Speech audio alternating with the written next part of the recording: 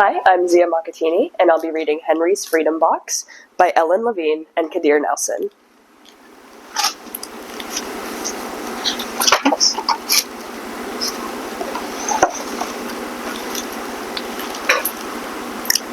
Henry Brown wasn't sure how old he was. Henry was a slave, and slaves weren't allowed to know their birthdays. Henry and his brothers and sisters worked in the big house where the master lived. Henry's master had been good to Henry and his family. But Henry's mother knew things could change. "Do you see those leaves blowing in the wind? They are torn from the trees, like slave children are torn from their families." One morning, the master called for Henry and his mother. They climbed the wide staircase.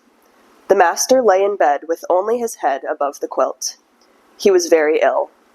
He beckoned them to come closer. Some slaves were freed by their owners. Henry's heart beat fast. Maybe the master would set him free. But the master said, "You were a good worker, Henry. I am giving you to my son. You must obey him and never tell a lie." Henry nodded, but he didn't say thank you. That would have been a lie. Later that day, Henry watched a bird soar high above the trees. Free bird, happy bird, Henry thought. Henry said goodbye to his family. He looked across the field. The leaves swirled in the wind. Henry worked in his new master's factory. He was good at his job. "Do not tear that tobacco leaf," the boss yelled at the new boy. He poked the boy with a stick. If you made a mistake, the boss would beat you. Henry was lonely. One day, he met Nancy, who was shopping for her mistress. They walked and talked and agreed to meet again. Henry felt like singing, but slaves didn't dare sing in the streets. Instead, he hummed all the way home. Months later, Henry asked Nancy to be his wife. When both their masters agreed, Henry and Nancy were married. Soon there was a little baby, then another, and another. Henry knew they were very lucky. They lived together, even though they had different masters. But Nancy was worried. Her master had lost a great deal of money. "I'm afraid he will sell our children," she said. Henry sat very still. Henry worked hard all morning. He tried to forget what Nancy had said.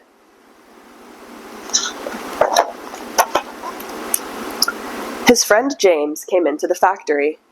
He whispered to Henry, "Your wife and children were just sold at the slave market." "No," cried Henry. Henry couldn't move. He couldn't think. He couldn't work. "Twist that tobacco," the boss poked Henry. Henry twisted tobacco leaves. His heart twisted in his chest.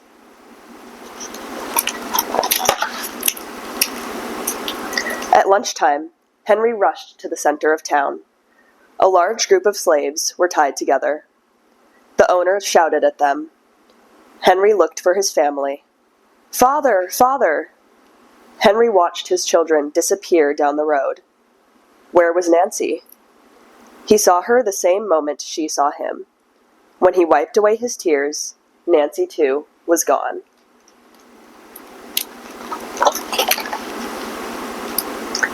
Henry no longer sang. He couldn't hum. He went to work, and at night he ate supper and went to bed. Henry tried to think of happy times, but all he could see were the carts carrying away everyone he loved. Henry knew he would never see his family again.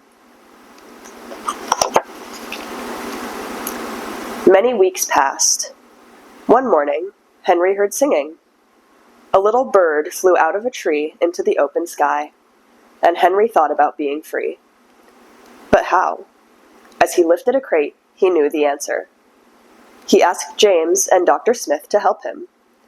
Dr. Smith was a white man who thought slavery was wrong.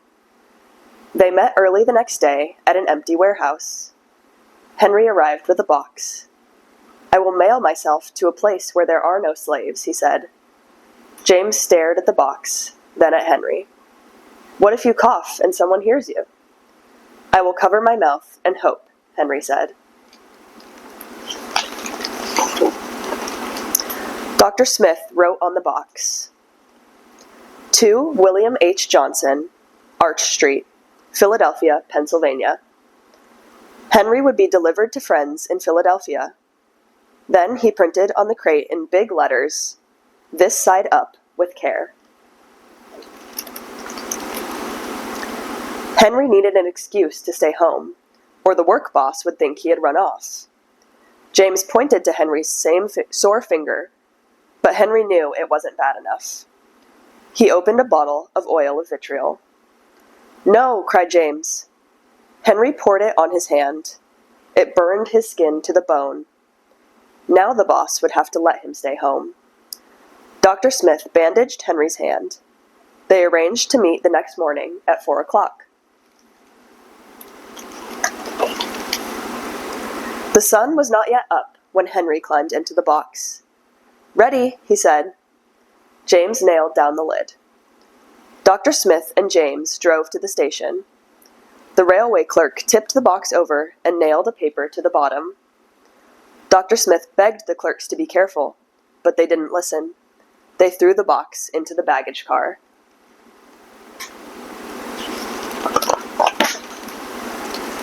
Hours passed. Henry was lifted up and thrown again. Upside down. He heard waves splashing. This must be the steamboat headed for Washington, D.C. The ship rode smoothly, but Henry was still upside down. Blood rushed into his head. His face got hot. His eyes ached. He thought his head would burst. But he was afraid to move. Someone might hear him.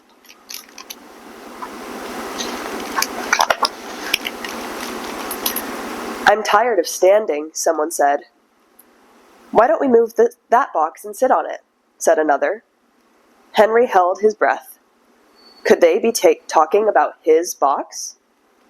Henry was pushed. The box scraped the deck.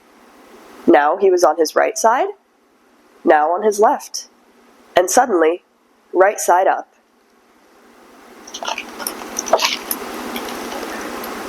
"What do you think is in here?" said the first man. "Mail, I guess," said the other.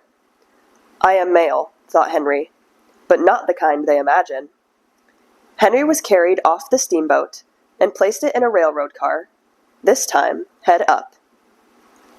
He fell asleep to the rattling song of the train wheels.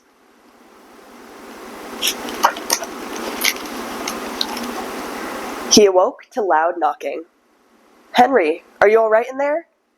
"All right," he answered. The cover was pried open. Henry stretched and stood up. 4 men smiled at him.